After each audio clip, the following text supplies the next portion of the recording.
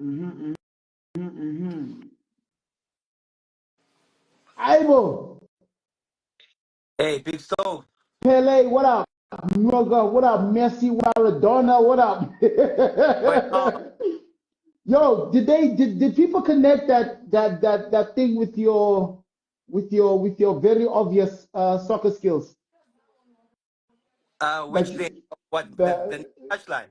yeah, Uh, I think initially not so much because I never used to speak about it.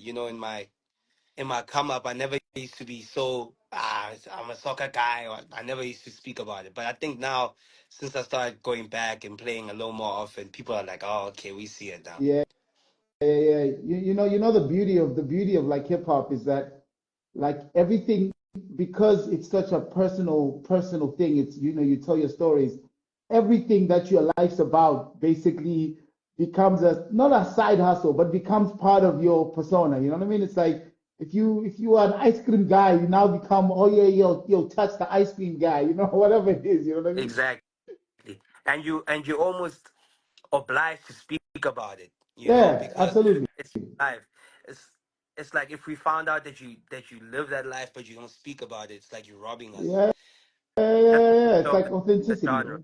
It's just the nature of hip hop at the end of the day. Listen, bro, you talking to somebody who I just used to enjoy cigars. I just used to like them, bro. I just loved them so much. And then I Yeah, went and, what I mean, went and on this whole pivot. yeah. Listen, do you remember where I first met you? I don't even know if I first met you, but I think it's where I first met you. I think the first time I met you was the verse of the year, the Slick On Life verse of the year ceremony. I think where I got my first award for verse of the year. Yeah, yeah. I think that's what. Eh, uh, okay, question. Was that before or after KFC? That Oh, was after KFC, bro. KFC was the first time, bro. I KFC was think the I'm. first time, I think and I you didn't met even know that I you. rap. Yeah, Exactly. I thought you were an KFC. actor playing a rapper. I was like, okay, Yeah, there's all these actors here. You know what I mean? yeah. You're right. You're right. I think you're definitely right. The KFC advert must have been the first time we met. How did Yeah, you how did you end up there? Were you acting? Well, I don't even remember. How did you? bro. I don't know. I got lucky, I guess.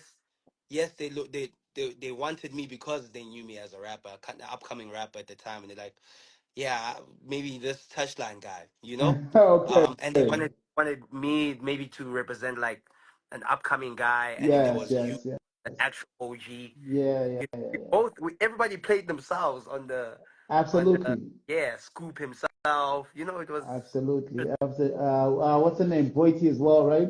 She was like an influencer, in the yeah, yeah, ad. exactly. Yeah. Nah, that's cool. That ad always reminds me of like it always reminds me of this crazy story. There's this rapper, right? There's this rapper called Crooked the Warmonger. Crook, right? They call him Crook. His name is Crooked the Warmonger. Right, He's kind of like a legend in the underground scene. He used to rap with like, that has a great reputation. So he also used to act. In fact, you might have known him from I forget what the TV show was, but he was Dopey. Remember this character Dopey with the dreadlocks? Anyway, it might be before your time, but he was right. it was a TV presenter. He worked on TV. So he was auditioning. He told us the story where he was auditioning for an ad, right? And it was to play a rapper, right? And his name is Isaac Chokwe. That's his name, right? So he's there now, auditioning, and the guy's like, can you give me something more of? I mean, it's already weird that he's auditioning to be a rapper. He's like the rapper, you know what I mean? But someone's like, can you give us a little bit more of an Isaac Chokwe? So someone probably heard it in the boardroom somewhere. Or, hey, we're looking for something like an Isaac Chokwe. That's crazy. So this person is Yeah. saying exactly, you know what I mean? Many times, well, I've been in auditions. Let me not say many times because like I quickly got very irritated with that word. But where I was like, yo, being told, yo, man, just act a little bit more, give us a little bit more, like Of street. I was this like, and yo, that. like nobody acts like this. Yeah, and So I you think, didn't you didn't have any ambition to act. Sorry. I mean, uh, I've always had the ambition to act, right? And Not, and about 2 years ago, I think the beginning of last year, the first ever movie I was on aired, right? Which I shot in 2023, and I was a lead actor there. And a lot of people have been asking me why has that been the only thing, you know? But hey, man, that space is difficult, man. It's not an easy thing to do, I hear you know. you. I I hear you. think we blessed as musicians, you know. Firstly, you get to be yourself all the Yeah. time, right? Right. Stogie T doesn't. You can't be told give us more of this and give us more of that, Right. Right. because you are you, right? That's the first blessing. The second blessing is just not having to try to convince people that you are meant for this role all the time. Yeah. They come to you because they know what they want you to give the audience. And Right. sometimes, it could be between Touchline and Stogie T for one character. Touchline gets it, the next time Stogie T gets it, next time none of y'all get it. Yeah. It's just that inconsistency for me is a little difficult. You have to really want it, you know.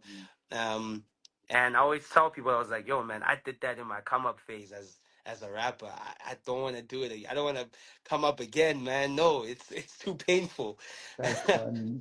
Your come up was being an actor. That's funny. That's crazy. You know what I'm Being saying? on TV. Yeah, yeah, yeah, yeah, Yeah. yeah. People are trying to come up So to get on TV. you, That's you know what wow. I'm saying? Yeah. Yeah. Okay. So Barfest, man. So some rap shit, bro. Some rap shit. You know what I mean? Quick, fast. I just want to like, so the whole, the whole thing. I don't even know if I sent you the infos. I told you, but I don't even know. I don't know if you know what Buffest is. It's for me. It's really just there are spitters out there, bro. There are guys who spit who are incredibly, like dexterous with this rap thing, you know what I mean? And you're one of them. But I really appreciate, when I was doing Freestyle Friday, it was like, yo, it was for everyone, man. Everyone who got a verse, somebody might not rap, but they might have a verse, you know. Yeah. But for this is really for me, it's really about your craft, about your catalog, your artistry, your songs. It's like there's no, we just want a spitter to present what they can to us. You know what I mean? So with that said, I mean, what do you have in store for us, bro? Tomorrow night. A lot of rap, a lot of good music, man. For me, those two things have always gone hand in hand, Yeah, right? If you're not saying your flyest shit, right, yeah, on yeah, flyest production, then it kind of like it's a disconnect. You can be the best rapper, but if it doesn't translate from a musical point of view, then a lot of what you're gonna say is gonna be lost in translation. So for me, just a lot of my best verses on some of my best music. And I'm just gonna be rapping it live, man. That's what I was so excited about, to be like, hey, man, look, I'm rapping it for an intimate crowd. yeah. It's not too many people. There's not too many theatrics. You're just Right. saying what you are, who you are. You're giving people, your essence, actually. So I'm excited about that, just to be closer to the people. I think Salute, it's what I'm salute. excited. You actually of the guys who are known to be rappers, to be spitters, you are not scared to kind of lean into like your vulnerability and talk about your EQ, emotional stuff. You know what I mean? Like talk about a lot of like Hans stuff. I know you be showing off sometimes about the 3-4 Hans that you with, but generally you got that. Is that just part of your is that part of your persona, or is it really like, yo, this is, I just want to be open like that? I think it's the latter. Mm. I realized that I was a better rapper when I was able to be very transparent. Because then you don't run out of stuff to say. I think if you Mm. don't bring people into your world, you're constantly trying to pander to a world that exists.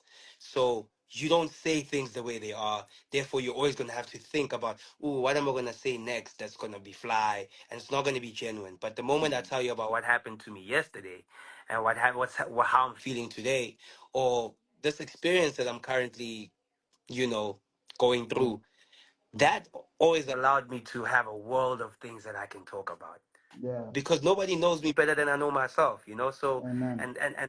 and rap gives us that platform to be very honest. Yeah. Yeah. So yeah, Salute. And as long somebody as you have just called life, it transparency is key, and I agree. yeah, nah, no doubt. I mean, you know, and as long as you go, like all the little peaks and valleys, all your little, you know, meanderings, you express that, you tell that, you know, in your raps. I know you did a project with Trill. You know, you guys were like, yo, taking over the streets with that. And then I hear you on some like real soulful, like almost like R&B vibe. And then I see you with a crew in the streets on some freestyle. You know what I mean? Like you just like able to do all these things. You know, like I really value I value that part of you as an MC where you're able to like have different touch points. You know what I mean? What would you say is like your school? Like your like where did you like who did you who did you learn from? Who are your teachers? You know, international, local, whatever. You know what I mean?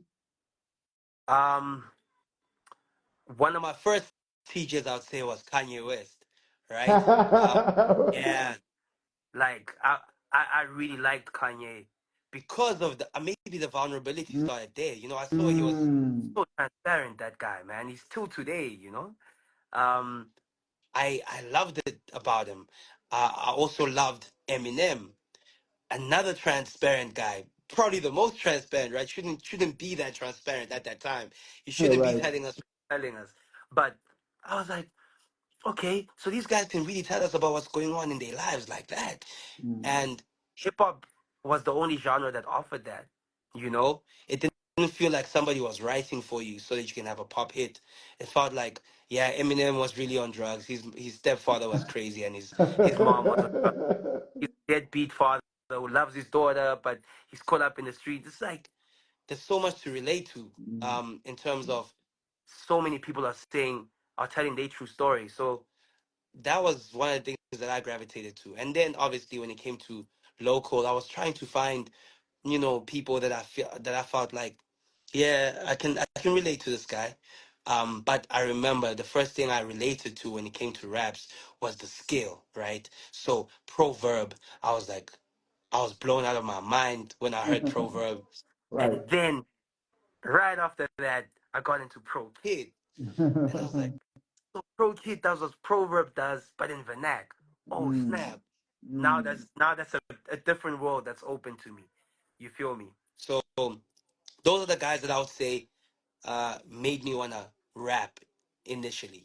Obviously there were other musical influences like Ikwaito, gospel, like things that I was really exposed to.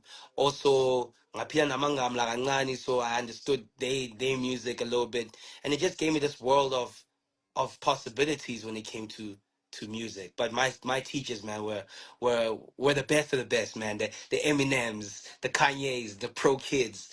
Man, Salute. and pretty much I became something of a cocktail of a lot of those artists. Yeah, you do a great job of like kind of going like with vernac when you rap in vernac or rap in English, there's really no qualitative difference. You know what I mean? Like you're still kind of your level's still very high on that, super proficient. And it's crazy to like an MC like there was a time when you know people would be like, "Yo, man, chill with the chill with the English, chill with the English Yeah, raps," and you know what I mean. yeah, I think guys like Questa, really helped to kind of destigmatize that thing, Zakwa as well. You know what I mean? yeah, Just kind of yeah, like make it so it's like, yo, man, you can literally a verse can be like this, and Pro as well, and Pro as yeah. well. You know what I mean? Pro did that as well. Yeah, yeah, And that's the advantage that we have. I think that the international guys don't have. You never hear people rapping in two languages. yeah. Sometimes we stretch it to three, obviously, in one verse. You Absolutely, feel? absolutely, Out here, hey, absolutely. oh, going to Zulu English. Mm, You know, um, mm, and that's the beautiful thing about it. And the beautiful thing about South Africans is that we pretty much almost understand every language. So we might not be able to speak it, but we pretty much can hear and make out most of what the person is saying, right? Yeah, So absolutely. I won't throw you off.